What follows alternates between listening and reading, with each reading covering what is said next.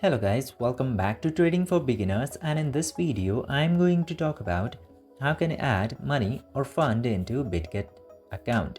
So without any further ado, let's dive right into this exciting video.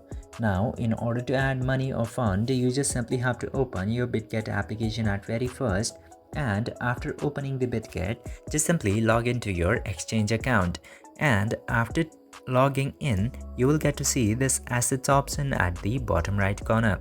Tap into assets and then you will directly get this option of add funds into your account. Simply tap to add funds and after that it will open this page. Now you just simply have to select any of the coins which you would like to add.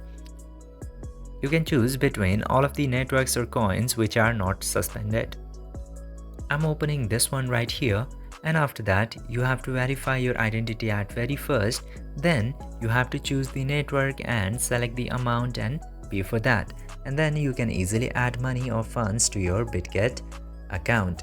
I hope this video was informative for you.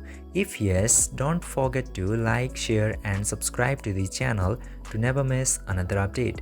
Thank you for watching this video.